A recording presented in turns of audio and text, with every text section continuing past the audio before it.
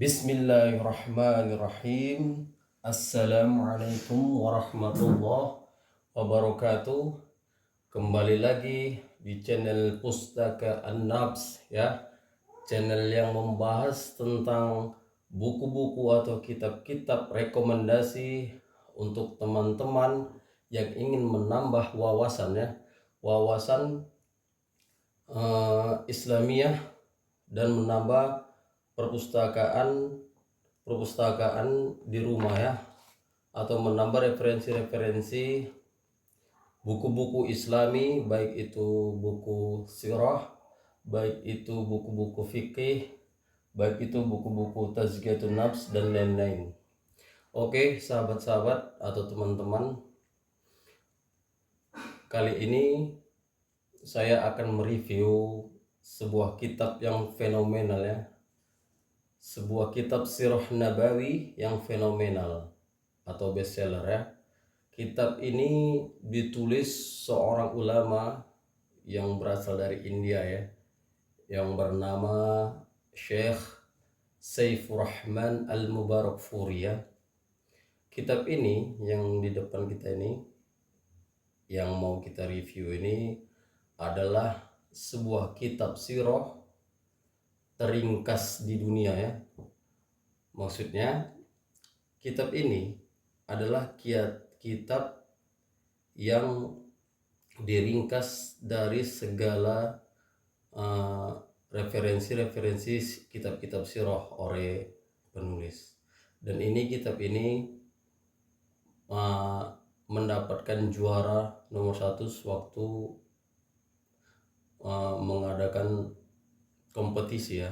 Beliau mengadakan kompetisi membuat kitab sirah terringkas, terpadat ya, terlengkap lah, yang menjadi juara 1. Makanya kitab ini terkenal ya. Syekh Saifur Rahman Al-Mubarakfuri. Kitab ini tidak begitu tebal dibandingkan dengan kitab-kitab Indo sirah nabawi yang lainnya ya, karena ada kan kitab ini kitab ringkasan ya. Tapi di antara kitab-kitab yang lain, kitab ini yang paling bagus. Jadi dia menjadi pemenang ya, sewaktu ada perlombaan penulisan kitab sirah teringkas dan terpadat. Jadi Syekh Mubarakfuri ini memiliki ya, menulis permasalahan-permasalahan sirah dari masa-masa waktu bangsa-bangsa Arab semasa jahiliyah dulu ya. Kitab ini aslinya berjudul Ar-Rahiqul Makhtum Bathun fi Sirah An-Nabawiyah ala sahibiha afdalis salati wassalam ya, itu judul aslinya. Jadi di sini teman-teman, walaupun kitab ini tidak tebal, hanya 1 jilid ya, tapi muatannya tuh banyak sebenarnya. Di sini penulis itu menulis kitab ini dari posisi bangsa Arab. Posisi bangsa Arab itu sebelum kedatangan Nabi SAW, diceritakan sejarah ini. Jadi ketika beliau menulis posisi bangsa Arab dalam pandangan kaum negara-negara lain ya kan, dari nasab dan keturunan ya kan, bangsa Arab ini diceritakan gitu. Baru nanti setelah itu kelahiran Nabi. Di sini beliau penulis itu membuat sub-sub judul ya, sub-sub judul. Sub-sub judul ini sebenarnya sebuah penjelasan yang sangat ringkas sebenarnya dibandingkan dengan kitab-kitab Indo, kitab-kitab sirah Indo yang lainnya. Di sini beliau penulis membuat subjudulnya itu, yang pertama kan pengantar dari penerbit ya, pengantar penerjemah, sambutan, pengantar dari sang penulis.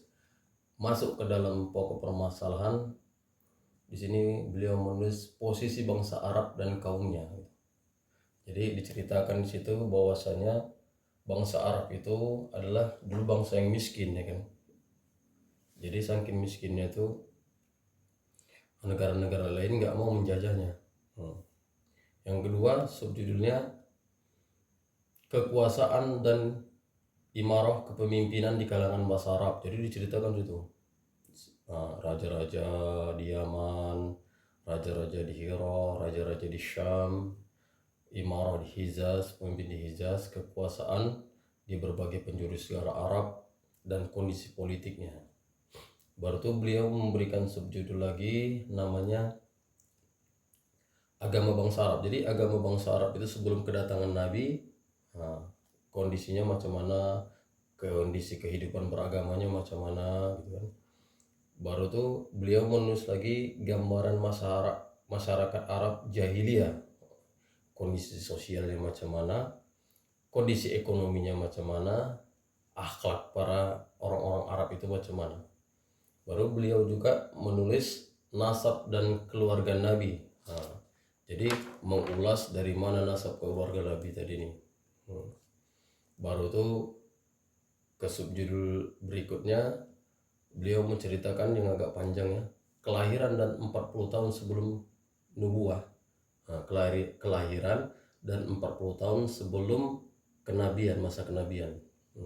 Kelahirannya Nabi SAW di tengah Bani Sa'ad, ya kan, kembalinya ke pangkuan ibunda tercinta, kembali ke kakek yang penuh kasih sayang ya, di bawah asuhan paman, meminta hujan dengan wajah beliau ya.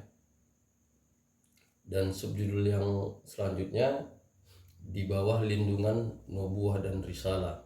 Jadi beliau menjelaskan kondisi-kondisi sewaktu di Gua Hira, turunnya Jibril yang memberikan perlindungan kepada Nabi SAW, dan masa-masa terputusnya wahyu, ya kan? Baru masa-masa terputusnya wahyu dan kembalinya itu agak lama ya, terputusnya wahyu itu agak lama. Baru turunnya Jibril membawa wahyu untuk kedua kalinya, maksudnya untuk menurunkan wahyu kembali kepada Nabi ya. Baru sedikit penjelasan tentang pembagian wahyu dijelaskan beliau. Baru subjudul yang berikutnya perintah melaksanakan dakwah kepada Allah. Di sini periode tahapan dakwah Nabi SAW ya. Di tahun ketiga dakwah yang secara sembunyi-sembunyi ya. Baru tahapan selanjutnya dakwah secara terang-terangan. Itulah proses-proses penampakan dakwah ya, menyuruh kerabat-kerabat dekat. Baru subjudul berikutnya pemboikotan secara menyeluruh. Jadi waktu adanya dakwah secara terang-terangan, baru orang-orang kafir Quraisy itu, musyrikin itu memboikot Nabi. Di sini diceritakan juga dalam sirah ini ya. Baru subjudul berikutnya utusan Quraisy terakhir yang menemui Abu Thalib,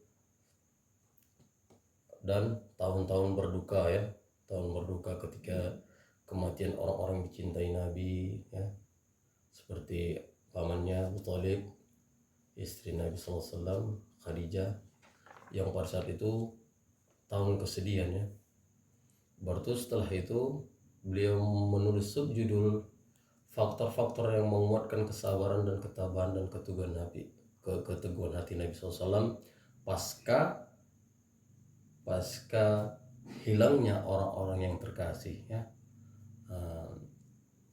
Baru subjudul yang berikutnya tahapan yang ketiga dakwah Islam di luar Mekah. Baru menawarkan Islam kepada berbagai kabilah dan individu. Makanya ini kitab ini walaupun hanya tebalnya satu jilid ini nggak ada jilid ya, cuma satu ya, merangkup segala sub judulnya tuh luar biasa lengkap ya, dari sebelum masa kenabian sampai dakwah yang pertama, dakwah yang tersembunyi, dakwah yang terang-terangan, baru menawarkan Islam kepada berbagai kabilah ya kan, terjadinya Isra Mi'raj diceritakan juga di sini. Baru tuh Baiat Aqabah kedua, ya kan? Baru tuh permulaan hijrah parlemen Quraisy di Daurun Nadwa Rasulullah hijrah. Nah, masa-masa permulaan hijrah, kan itu kan. Baru tuh kehidupan sosialisasi di Madinah, kondisi yang masih labil di Madinah tatkala Nabi pertama kali berhijrah, kan gitu.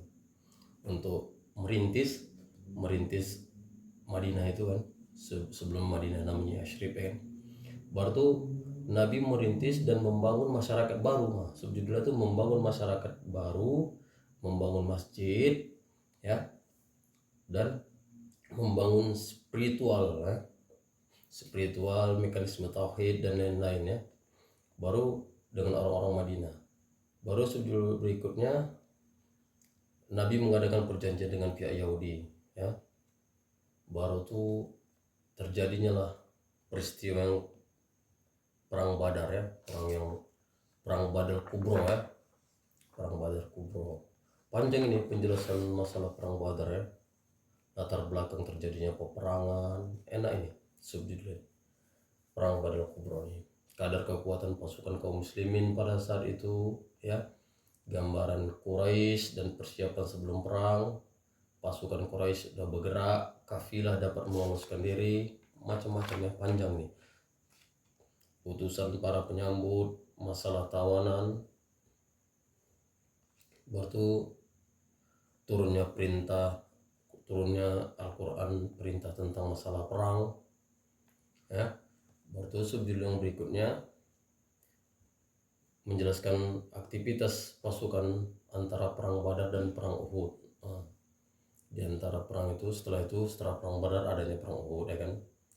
Baru subjudul berikutnya konspirasi untuk membunuh Nabi. Jadi orang-orang Yahudi dari Bani Qainuqa dan orang-orang yang lain yang memusuhi Nabi itu membuat konspirasi untuk membunuh Nabi, ya. Baru tuh perang Uhud. Nah, perang Uhud panjang juga nih, teman-teman. Persiapan orang Quraisy menghadapi perang Uhud itu kan perang yang dahsyat juga, perang Uhud, ya. Sampai terbunuhnya paman Nabi, ya, SAW. Baru tuh satuan-satuan perang antara perang Uhud dan perang Ahzab, ya. Satuan-satuan perang antara perang Uhud dan perang Ahzab. Cukup lengkap ini, ya, kitab ini, kawan-kawan, ya. Baru tuh masalah manuver militer setelah perang Bani Quraidah. Nah, baru tuh peperangan Bani Mustalik atau perang Al-Muraisi. Nah, macam-macam lah. Pengiriman satuan-satuan pasukan sesudah perang Muraisi, perjanjian Hudaybiyah, kan. Baru tahap babak baru setelah adanya peperangan, adanya babak baru, korespondensi dengan beberapa raja dan amir. Jadi setelah adanya peperangan, Nabi itu memberikan surat kepada Raja Najasyi, ya kan, kepada Raja Kisra, ya kan, dan kepada raja-raja yang ada di pemimpin di Damaskus dan Raja Uman. Itu memberikan apa? Memberikan surat untuk memeluk Islam, ya, memeluk Islam, atau iyalah memeluk Islam. Setelah itu manuver militer setelah perjanjian Hudaybiyah, ya, perang Ghabah atau Dzuqarat, perang Khaybar. Nah, kan terkenal itu perang itu. Lalu sisa-sisa peperangan setelah berlalunya berbagai macam peperangan yang dihadapi Nabi, ya kan, sisa-sisa peperangannya itu perang Zatul Riqa namanya, kan. Baru peristiwa Nabi Umrah Qadha, ya. Baru itu ada perang Mu'tah lagi, ya kan. Baru perang dan penaklukan kota Makkah. Baru perang Hunain, ya. Baru perang pengiriman duta dan satuan perang sepulang dari penaklukan Makkah. Baru itu setelah itu ada perang Tabuk lagi. Lalu ada peristiwa Abu Bakar menunaikan haji, sekilas tentang peperangan manusia memasuki agama Allah secara berbondong-bondong.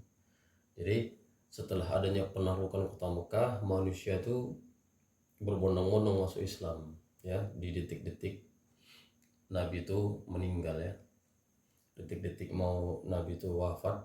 Jadi manusia itu setelah penaklukan kota Mekah, manusia berbondong-bondong untuk memasuki agama Allah Subhanahu wa taala. Lalu judul berikutnya, keberhasilan dakwah Islam dan pengaruhnya. Keberhasilan dakwah Islam dan pengaruhnya. Jadi setelah manusia berbondong-bondong masuk Islam, ya kan, Nabi melakukan haji yang wada, haji terakhir ya, satu haji terakhir, dan memberikan pesan-pesan bahwasanya dia akan meninggalkan para sahabat-sahabatnya di detik-detik kematiannya. Lalu subjudul berikutnya, kembalinya kehariban ilahi, maksudnya kembalinya Nabi SAW kepada Allah Subhanahu wa taala, bahwasanya Nabi itu wafat. Jadi kewafatan Nabi ya, dan juga subjudulnya tanda-tandanya, awal mula sakitnya ya, detik-detik terakhir, baru sikap-sikap para sahabat dan lain-lain. Lalu di subjudul yang terakhir beliau menulis tentang rumah tangga Nabi SAW dengan istrinya.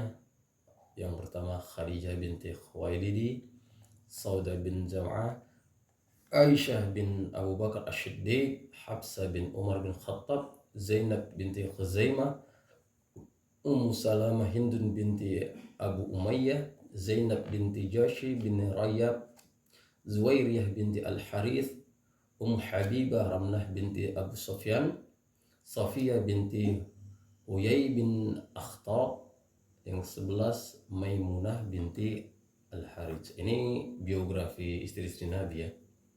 Baru di buku ini yang terakhir beliau menuliskan sifat dan akhlak Rasulullah SAW. Jadi keindahan fisik Nabi SAW, kesempurnaan jiwa dan kemuliaan akhlak Nabi itu dijelaskan di bab yang terakhir. Jadi buku ini sekitar 581 halaman. Buku ini beredar di seluruh dunia ya kawan-kawan ya. Di seluruh dunia ini kebetulan telah diterjemahkan ke dalam bahasa kita, bahasa Indonesia. Buku yang cukup lumayan bagus untuk menjadi referensi, menambah wawasan kita terhadap sirah Nabi SAW. Mungkin itu aja yang bisa saya berikan reviewnya kawan-kawan ya. Semoga bermanfaat bagi saya dan bagi teman-teman yang melihat video ini. Saya ucapkan Assalamualaikum warahmatullahi wabarakatuh.